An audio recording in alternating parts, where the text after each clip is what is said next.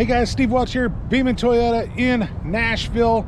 Wanted to do something different for you guys today, and this is something that I have been looking forward to for a long time. So I've reached out to and I've been connected with a gentleman by the name of Marcello. He is out of Maple Toyota in Ontario, Canada. So he does a lot of content, and I like the way he does it. He's very to the point, just gives you a lot of great things for your Toyota, and a lot of great information. So he does a lot of what I do in a lot of the same ways, and I think we really complement each other on how we do it. So what we've done is that we have both talked to each other, and we have both are going to be doing a cameo on each other's channel here. So we kind of wanted to talk about a little bit about what we could both bring to each other's channels, kind of get a little bit of an idea of, you know, what is different in the US and in Canada when it comes to certain things. Now, his first video, he's going to be focusing on the supply chain. I'm going to put that in the description here. Once he gets that uploaded, whoever gets it uploaded first, obviously we'll kind of work with that. But he's going to be doing a little bit on the supply chain.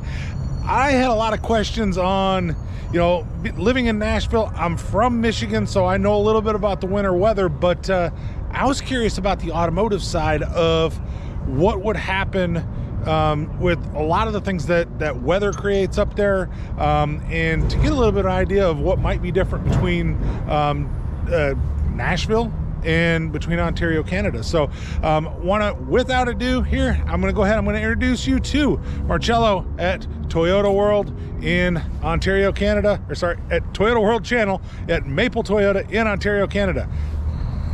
Hey Stephen, first of all, I just wanted to say thank you very much for having me as a guest on your channel. I greatly appreciate it, and I appreciate everything you're doing with the content. Keep it up.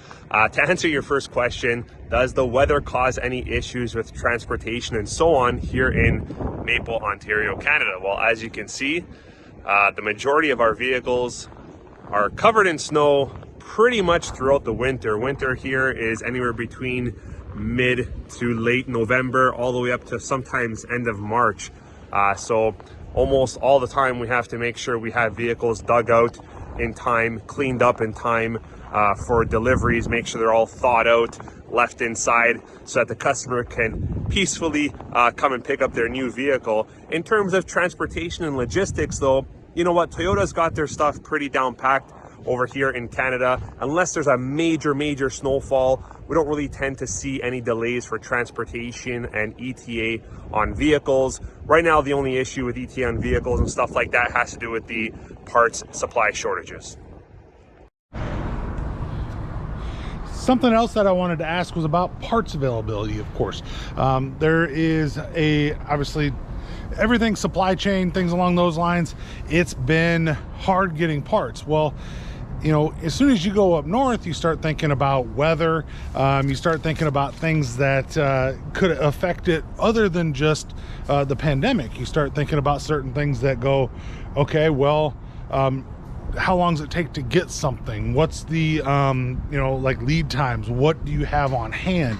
Things along those lines when it comes to parts. So that's something that I wanted to ask, and I thought he gave a really good answer when it comes to parts, and here you go.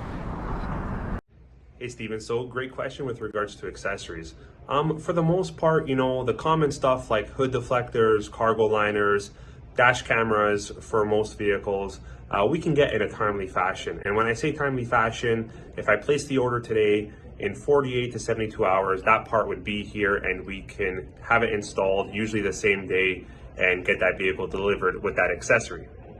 But Stephen, you know, our sales staff is pretty well aware of the common issue and common problem accessories, which for the most part are trailer hitches from Toyota for any model, really, RAV4, Highlander, you name it. We pretty much don't have any ETAs. If a customer wants a trailer hitch from Toyota, they're very difficult to get. They can take weeks, months, even longer than that.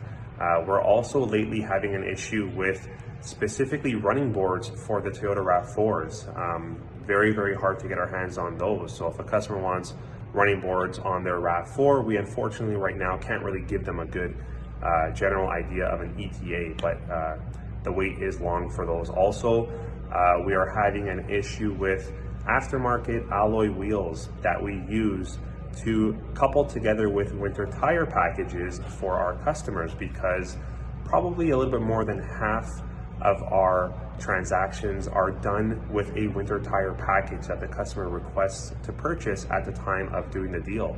And for the most part, we put that winter tire with a steel or an alloy aftermarket wheel, and those are very, very hard to get. Winter tires are mandatory in Quebec, and Quebec is just north of us here in Ontario, Canada.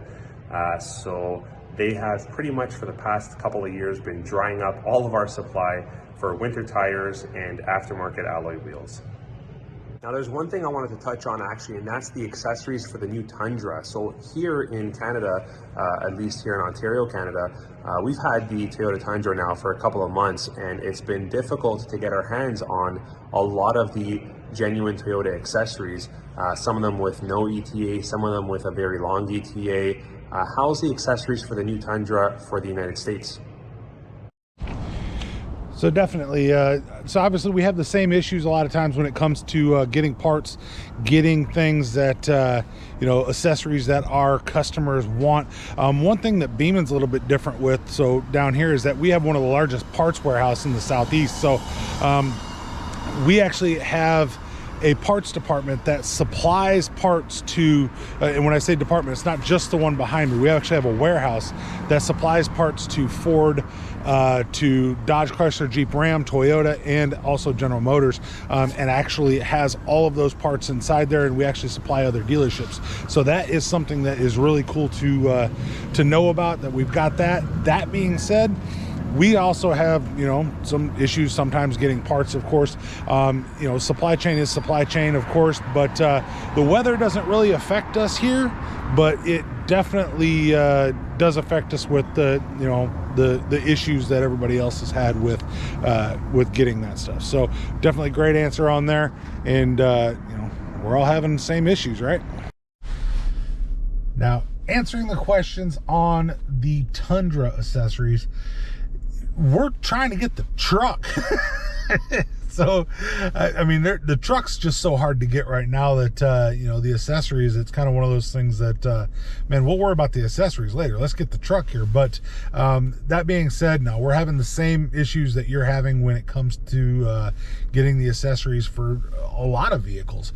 Now obviously there is no aftermarket really for the Tundra yet, so you don't really have a choice other than getting a Toyota, you know, genuine accessory, which is obviously what we would always recommend, of course, but you don't have a choice but to get that. So you know, I'm sure that once people get an aftermarket option, once Toyota can actually ramp up the production of some of these accessories, that it's gonna get better. But no, we're in the exact same boat that you are when it comes to the Tundra and the Tundra accessories. I do find it really interesting about all the snow, and every picture you're showing there has snow in it. We're cold in Nashville today, relatively speaking, I'm sure, but it's, you know, we're right in the 30s, so it's pretty chilly. It can get that way down here, but obviously I don't have any snow on anything, at least right now. A couple weeks ago we did have about 6 or 7 inches of snowfall down here, and if it tells you the difference between maybe what we were like and what you'd be in Canada. I know you were talking about digging out, and yeah, that makes some sense.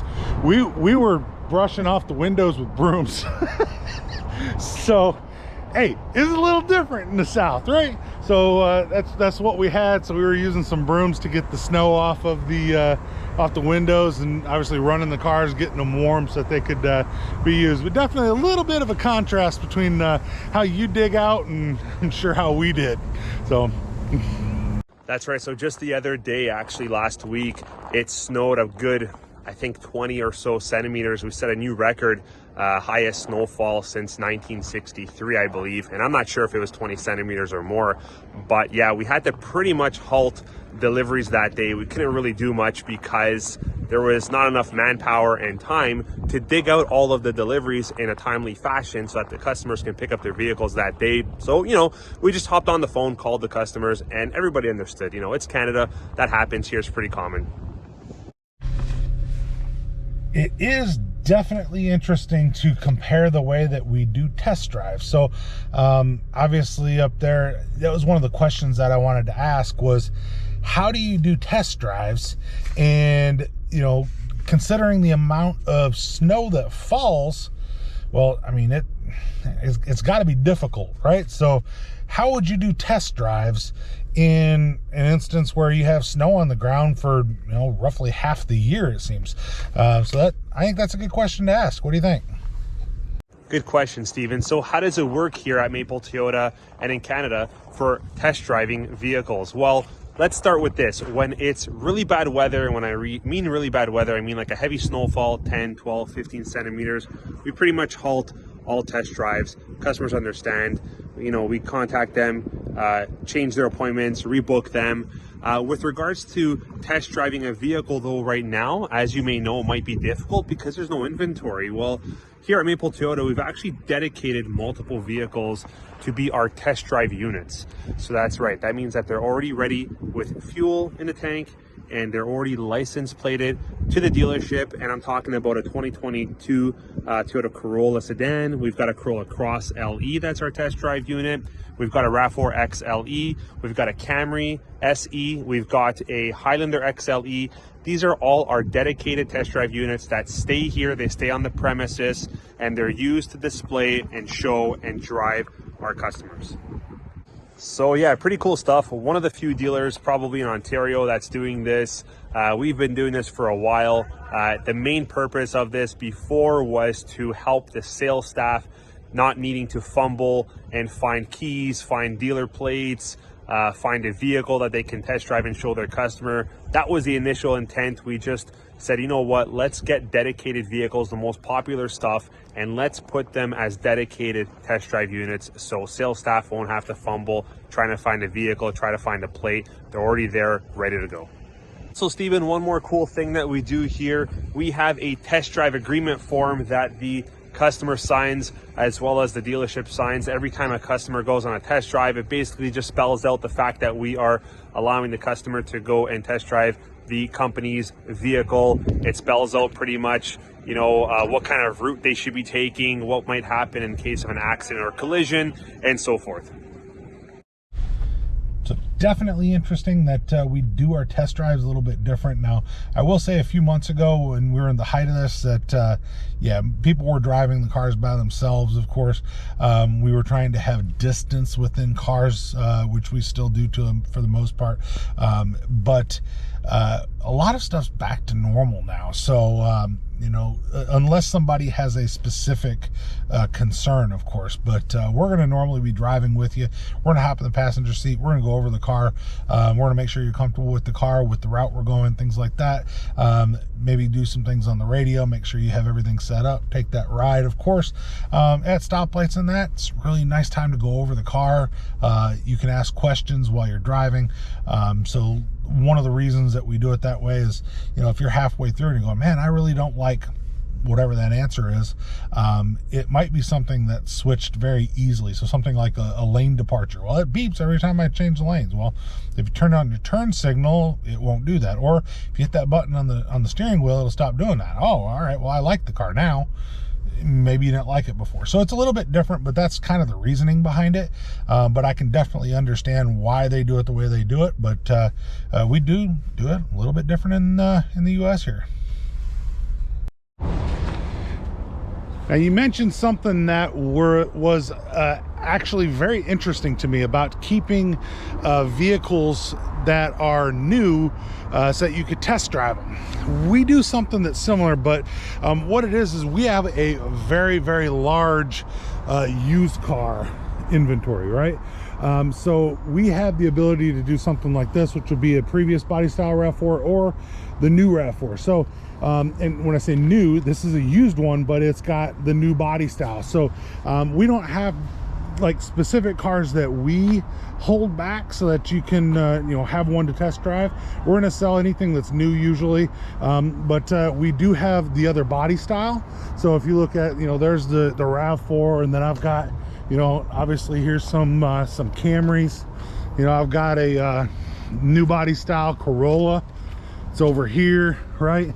Another Corolla, you know, got some of the old body Corollas if that's what you're looking for, of course. So you can kind of see what the difference was between the two. We are blessed to have about 250 used cars. By doing that, they're able to actually get some that are the new body style, like this Highlander that's right here in the silver right here. That is a new body style XLE Highlander. So you want to drive the new Highlander, boom, we can drive a new Highlander. You can get your name on one that's coming in, right? So all of that is accurate, of course. So so we don't have specific cars set aside for that. Now, that being said, I will mention that not everybody takes advantage of that, right? So there are some times that people will put their name on a car without ever having drove it, and you know, like I said, times are different. So there are times people will put their name on a car, never having drove it. They're even willing to go to finance and finish up everything, still never having drove the vehicle. Maybe they sat in it for a few minutes, something like that. I normally try to have somebody test drive the car.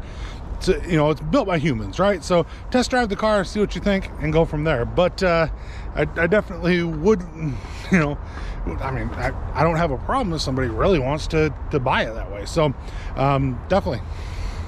So Stephen, this is actually our service drive-through, and the main intent for this is for customers to actually drive their vehicle inside from that first garage door, and it follows through basically into our shop where the vehicle gets serviced. But all these parking spots off to the side over here and over into the side over here, those are generally left open for deliveries. So especially in the winter, in the very cold months, or in, you know, the very, very hot summer days, we try to bring all the deliveries inside over here, let them you know, thaw out or cool off in those hot summer days, and like I said, peacefully deliver the vehicles to the customers. Now, oddly enough, we're actually kind of the same on using the service drive for a delivery. If it's bad enough, then yeah, we're going to use the service drive. We've got 3 drive lines that are through here that we can use. You see that there are the doors on the opposite side back there, and then obviously the doors on the front. So we actually have 3 shops that they use.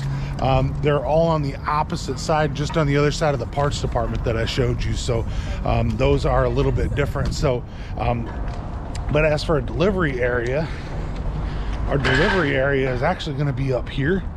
And if you kind of look behind me here, we have delivery parking that's up here.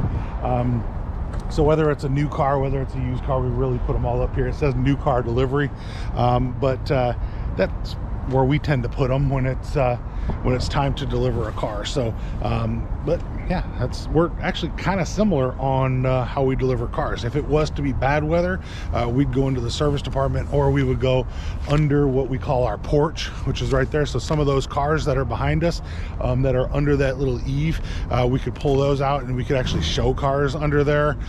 So if it's heavy rain or snow or something like that, we can definitely use that to our advantage as well. So we're actually not all that different when it comes to what we do in bad weather. You're just more used to it. Now, I did want to ask you too on used cars. We've got a large amount of used cars, of course, that we always try to keep in stock, of course. Right here, we've got about 250 total used cars that we have. So obviously, sourcing used cars is an issue.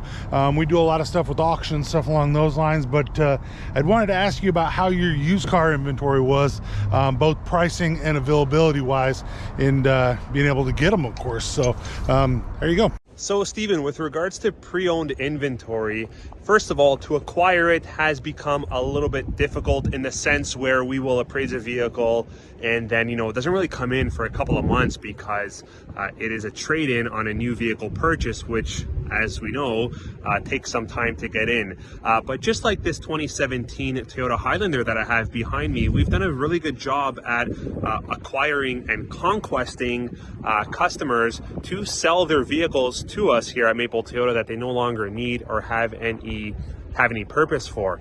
So that's one way that lately, over the past couple of months, we've been successful at acquiring trade-ins and acquiring vehicles to fill our used car lot. And if you check out our website at www.mapletoyota.com, you will see that we currently have about 56 pre-owned vehicles available for sale, which is a healthy amount for us.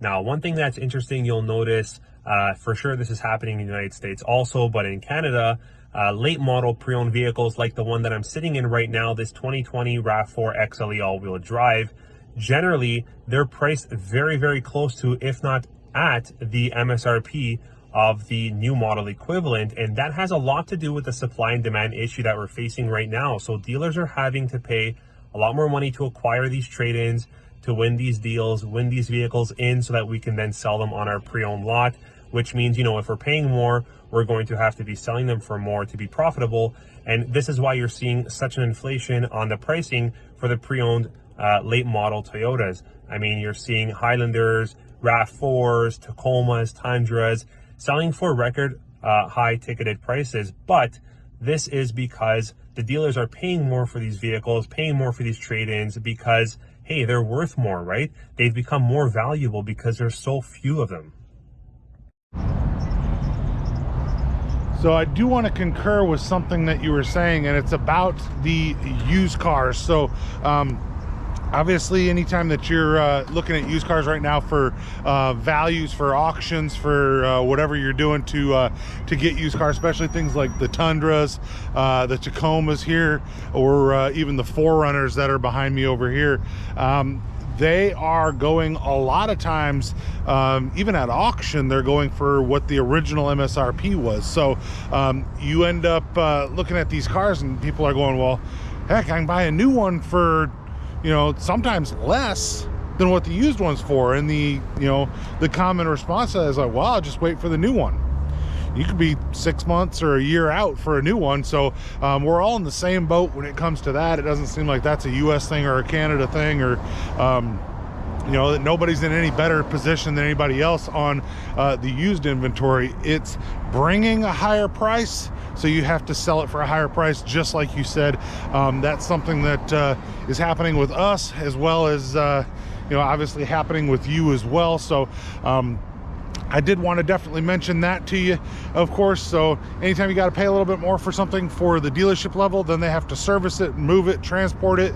Hopefully you've traded for it, so it's a little bit more local. You don't have those transportation costs and anything like that. But depending on how you got the car, it could definitely be a lot more expensive to have sourced that vehicle.